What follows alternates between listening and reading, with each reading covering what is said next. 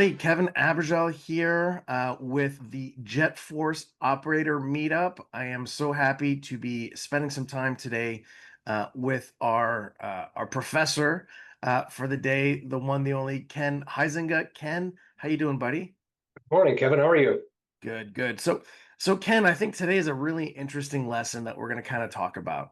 And the lesson that we're going to talk about isn't necessarily have to do with operating of the machine, which is usually when we look at the themes that we like to explore in these sessions, we're typically focused on really just how to run the machine the best, how to get the best quality, the foil, the papers, dyeing levels.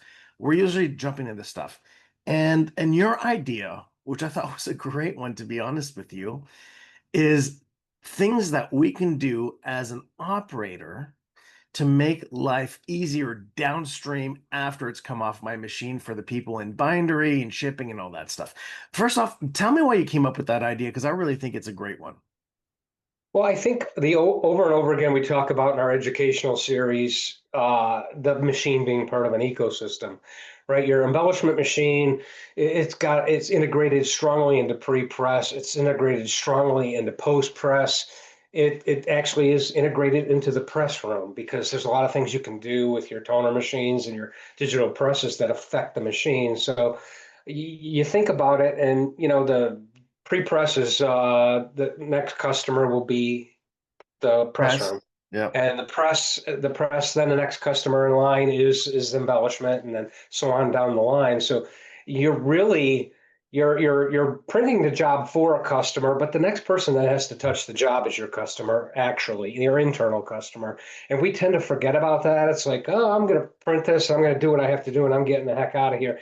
The success of an awesome embellished print it touches everybody. So I want to talk a little bit about some things you can do before and afterwards that make everybody's life a whole lot easier down the line. That's great. So typically, okay, you get the job, you said it, right? You have pre-press, then it goes to press, then it goes to embellishment, then it goes to what? To finishing, to cutting, to binding, and then to shipping, right? And I know that we've had good conversations around shipping. Tell us some of the things that you've learned in all your years running in a digital embellishment press on how to make life easier for the people who are after you on the embellishment side. I think the most important place to start with this conversation is before you actually print, before Okay. you embellish, right?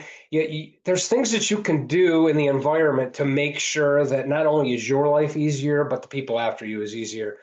What am I talking about? Well, let's take a look at the file, right? You're going to get your file. You can look at some things ahead of time. You can make sure that there's not a lot of silly extras, that your layers look correct, that everything that might become a problem downstream gets taken care of.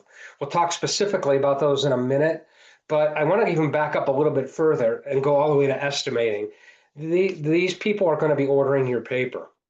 They're going to make sure that your substrate is in stock, that you have what you need, and hopefully they thought of some things that are super important for bindery.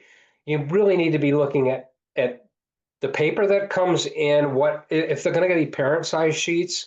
I caution you against huge parent size sheets. A lot of people will be like, well, they didn't have this substrate in a 13 by 19 sheet, so we ordered 2840, and now we're going to cut 2840. We're going to get four out. We're going to open up all the edges. We're maybe not going to take note of grain. Grain is such a huge issue, right? If you get the wrong grain, it's going to be hard to pull down to your suction belt. It's going to be hard after it runs through the fusing roller in your presses because it's going to get a curl because your grain is wrong. You're going to have a hard time embellishing on it. And then down the line, it's going to crack and be a huge problem for bindery. So involve yourself if you can early on. If you're not familiar with grain, go ahead and take any piece of paper you have and fold it in half it in both directions. You're going to see that one way it's going to be a lot more forgiving than the other as far as folding. So you can test grain that way, but generally grain is the longer measurement of paper. So if you're going to cut out a 2335, usually your grain is 35. There's 17 and a half, 22 and a half, same thing the other way, right? It's 22 and a half. So you're able to take that 1319 sheet and turn it either way to get what you want. You need to pay attention to that. And if you get 1319 paper, the grain is usually right for the 19 direction. And that's what works best in your embellishment press. It's going to suck down great. It's going to lay more flat. It's going to be easier for everybody in the shop. But the one person it might not be easy for is the folding operator. It's great for cutting out postcards. It's great for flat pieces, but is it going to be right for a folded half card? If it's a small 5.5, 8.5 card, now you're turning it long ways on a sheet. Now you don't have the grain that you need to fold. So, in, as I said earlier, it's about the ecosystem. So think early about what's going to go in your machine, because you can go over to the pressman and say, "Hey, we can do it this way, or we can do it that way. Can I give you some paper to print this job on? Because I want to tell you why it's going to be easy for everybody down the line." The other real important thing for the embellishment press operator is to try and make sure you're not going to use old paper and new paper. What happens a lot of times is you go into your paper room and you take a 1319 ream of paper out. It's 500 or 250 sheets. You crack it open. The pressman runs it. You have it's awesome for you. But they're like, well, we needed 100 over. So we grabbed this garbage paper that's been unwrapped, sitting in our dry warehouse or humid warehouse. It's a little curled.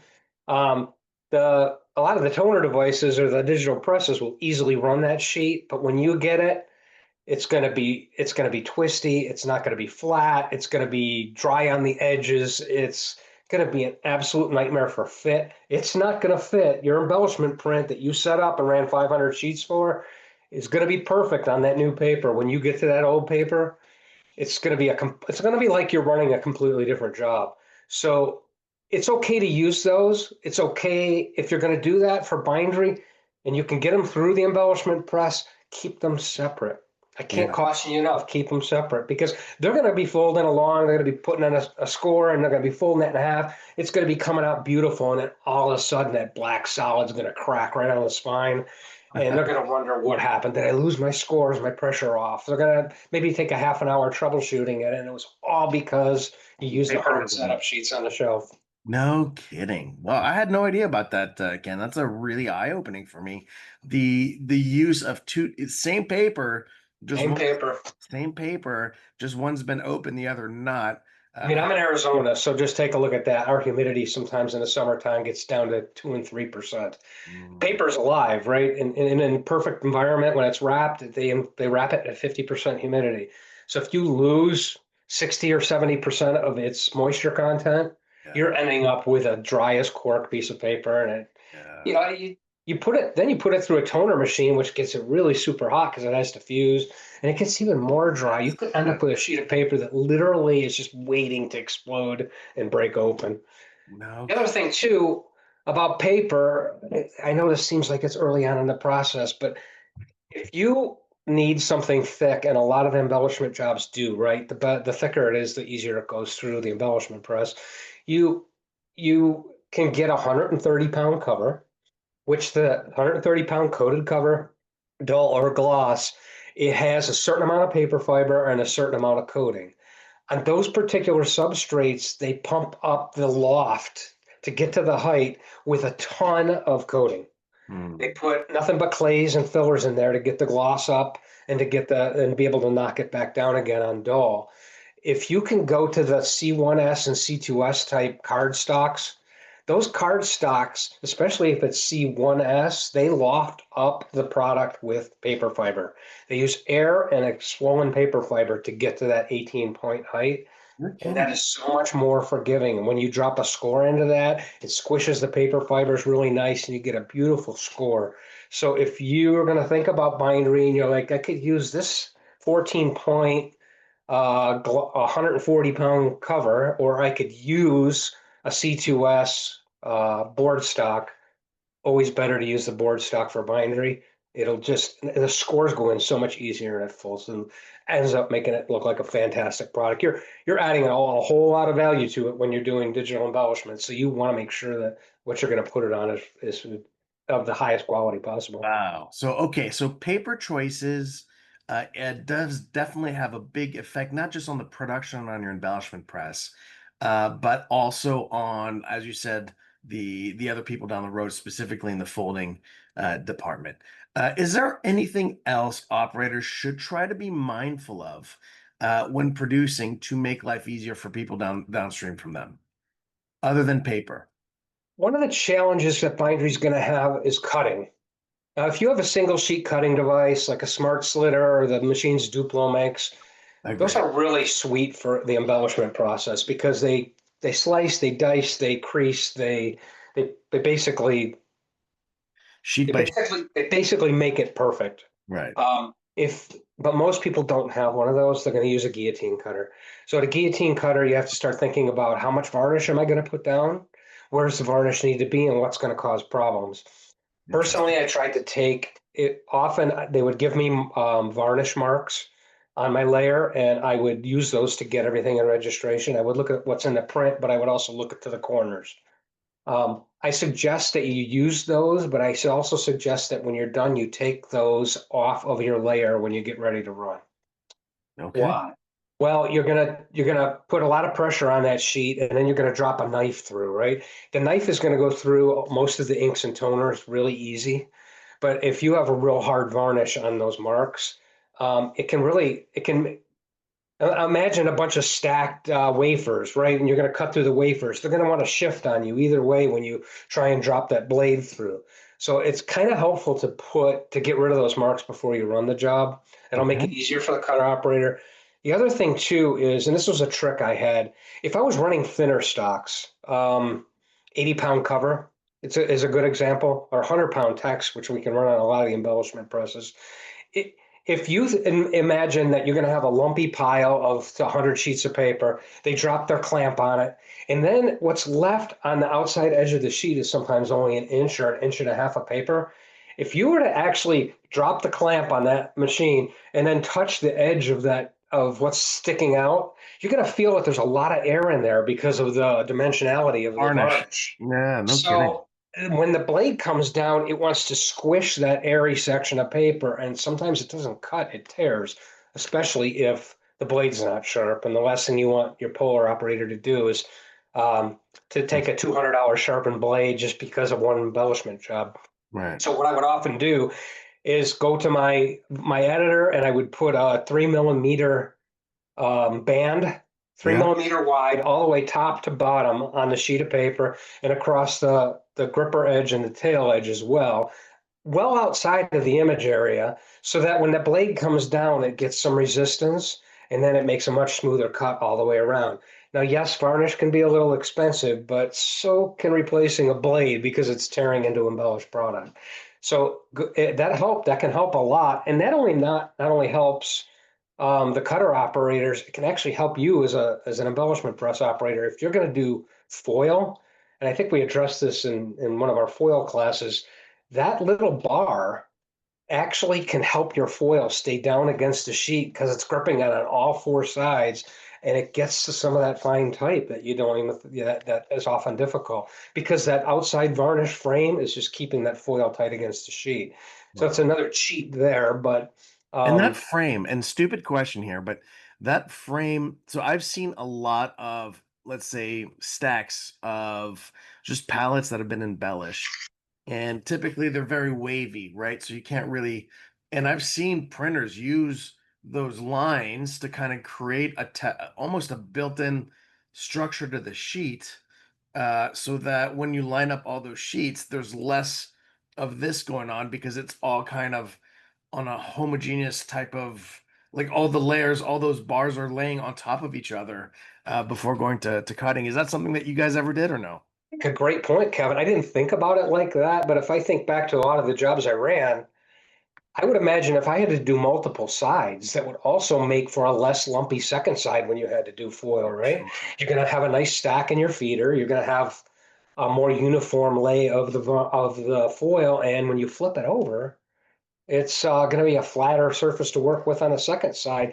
I mean, sometimes we're putting this stuff through 4 times. So, I mean, Yeah. well, if you were to add that frame on two sides of a small job, yeah, varnish can be expensive, but I mean, if it's solving so many problems downstream, I think it's easily justified. Yeah, yeah. I think that's a great point. And just one quick point that you always tell people. especially if you don't have one of those Duplo or slitters or sheet to sheet die cutters, and you are using your guillotine to cut the stuff down. One of the keys is you always tell people to get that magnetic foam pad. Do you want to kind of just put that in there just as a quick FYI Yeah, to let people know? yeah, if you think about the lumpiness of the pile because of the dimensionality, it gets a little wavy.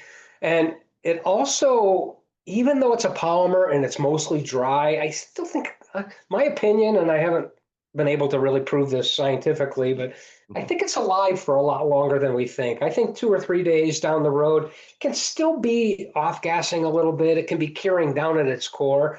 And when you drop, you try and turn the clamp pressure down on a cutter to about 1,000 pounds. And if you can get away with it, go down to 500 pounds. Now, for an operator, what does that mean? Well, typically when they cut parent-sized sheets of paper, they're up 3, 4, 5,000 pounds. That's how much pressure gets put down. So those carbonless pads that they sell with carbonless paper, the reason that they exist is because when you squeeze carbonless paper, you could get a crease in the pad of carbonless and you end up with a line on almost every sheet going down your pad. So if you put that pad on your clamp, bring it down easy, turn your pressure down, that pad will kind of ride the bumps and it'll also be a bit forgiving so you're not mashing the crap out of the varnish. It's huge. I don't think there's a job I ever did that we cut on a guillotine cutter that we didn't use it. It became a standard practice. So as soon as they would reach down for that things, they stick it all over the place in front of the cutter and use that all the time. And then really think about. I mean, you're not the cutter operator; you're the operator here, but they need to be cutting this stuff in lifts of no more than 100 most of the time. Right. Usually these runs aren't super long, and if it's on thin stock, especially, yeah, it'll tear. So keep the pressure down and use one of those carbonless pads. It'll save you a lot of headaches. So that's paper, that's cutting. Let's talk a little bit about, I don't know if you had a specific thing in mind, but I know that, living in Arizona, you had challenges specifically around like the temperature of the trucks, right? I think that's something that you always talked about, how you really had a couple of tips and tricks. And I think Well, one of the, temperature. Oh, I'm sorry. Go huh? ahead. Yeah, go ahead. No, I think temperature plays a key role, but I think it plays into some stuff that's earlier, right? As an Right, operator, your stuff is coming off the embellishment press, and you want to be not putting this stuff in huge lifts because there's so much heat in a sheet, and often there's heat in your environment. It's important that you're standing your finished product up on edge, but that means a lot of challenges, right? It's against what you would normally think, right? You're going to take a ream of paper, and this is the way I want you to store right. your finished product. I want you to get a rack and I want you to put it like this. Why? Because you're only holding the weight of one sheet here. No matter how you look at it, You're right. turn it like this, you got 100 Oh, sheets. you're You got the weight of 100% right. 100 sheets on the very bottom sheets. You turn it like this, the only weight is one sheet. 100%. It allows you to get the varnish to cure, and it allows you to not get any sticking. There is sticking. If you put enough varnish on, you put 100 microns of varnish and you add a lot of weight, you're going to get some sticking. It's not 100% cured. And then if you don't already know as an operator how to win sheets, while you're bored and your run's long and things are going great like they do on embellishment presses, you better be fanning these sheets. I want to see you putting air in there like that. Yeah. You see how I do that? You grab that sheet of paper, you squeeze it, and you push with your fingers. Yep. I want to see air integrated into those sheets and often. Like before you go home, every job that you've done that day, put some air in those sheets. And then what you don't want to have do is on thinner substrate, it'll sit in a rack and it'll sit like this. Right. Get some chipboard.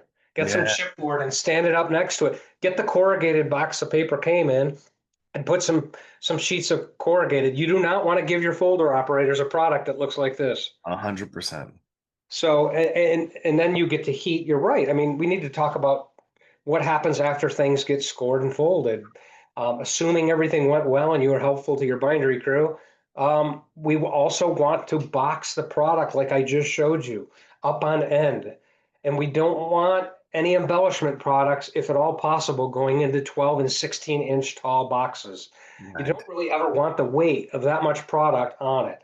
I We often used the 8.5 by 11 by 4, only 4 inches tall.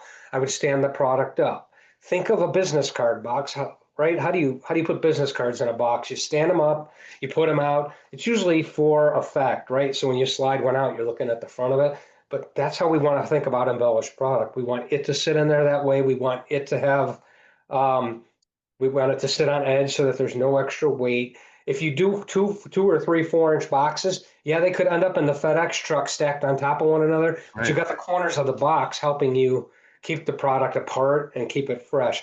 Don't overpack.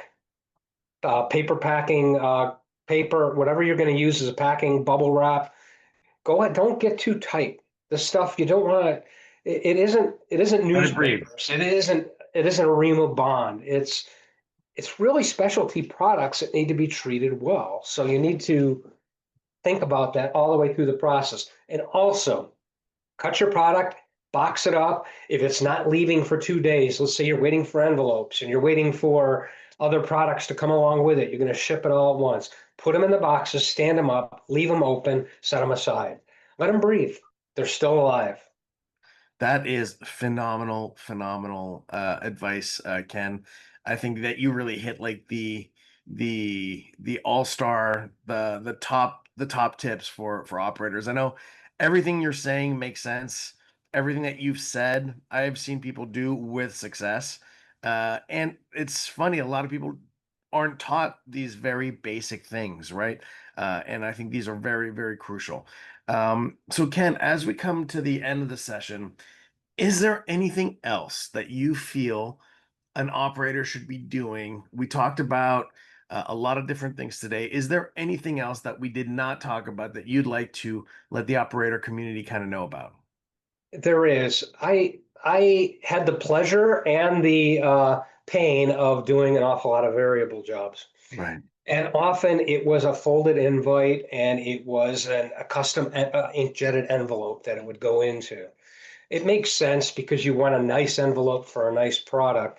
But the ink jetters, they'll pre-print the 4 color envelopes. It'll have all the postage information. It'll have the train number. It'll have a mailing number, a routing number. But you got Mary's envelope and you're going to have Mary's invite coming off the embellishment press. If you have two up invites on a 13 by 19 sheet and you've got 1 through 250 on the top of the sheet and you've got 251 through 500 on the bottom of the sheet, you're going to pass that on to bindery. Bindery has no idea it's a variable job. They're going to Yeah. cut it in half. They're going to throw it into a stack. It's going to get to the folder operator. They're going to fold it. Now you've got 500 envelopes that are in perfect order and 500 invites that are absolutely in chaos. Wow. So one of the things that I like to get pre-press is help with is on the very back cover of a folded card. Just think of a Hallmark card for the visualization. In the bottom corner of the back cover, to put a 1 or 2 point number in the corner so that Right. it identifies that record number, so that Mary gets Mary's invite. Because you know where Mary's going to be, undoubtedly, inside the front cover of a folded invite. Now you've got 500 pieces that you have to open up. Open. Oh my Check. God. Did the folder keep it in order? Did the cutter keep it in Oh, order? Did you keep it in order? And you're having to do this tonight. Everybody's sitting around the conference room table. That's for company meetings, and they're trying to sort out what's going to happen. And the operator's like, I kept them in order. And the cutter operator's like, well, I just cut what you gave me. And the folder operator's like, we didn't tell me it was a variable. And you've got absolute chaos and everybody hates each other. So see what you can do to get pre-pressed and number that stuff. Because if you can't tell, but by looking at the finished product, put something on there that does, because now you go to the cutter operator as an embellishment press operator and you say, hey, warning, when you cut these, put this stack on top of this stack. Gets over to the folder operator. Hopefully the cutter operator says, hey man, these things are in order, but we're not done yet, right? Because the folder operator is going to fold those things. You got envelopes that go to 1 to 500. If he starts at the back end when he loads his folder, they're going to be 250 to or 500 to 1 instead of 1 to 500. So they're going to be in reverse, and you're going to be pulling from the back of the pile. So think these things through. You're like, I'm just the embellishment guy. What do I have to do with it? You could be the guy that saves everybody's day. that's right. We should probably Elucification. talk about this again at some point, but really think about it. I use that word again. I think you came up with it, Kevin, ecosystem. You are the center of so much. Yeah. If you guys communicate within the shop, the press operator too, it's kind of up to him to say, hey, careful with this one. It's a little odd. We got some special things here.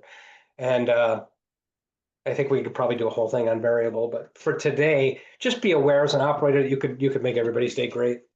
That's so true, Ken, and thank you so much for dropping so much wisdom with everybody on watching this video today and reading this article that will be written based on all the things that you said today. So, Ken, many thanks for your wisdom.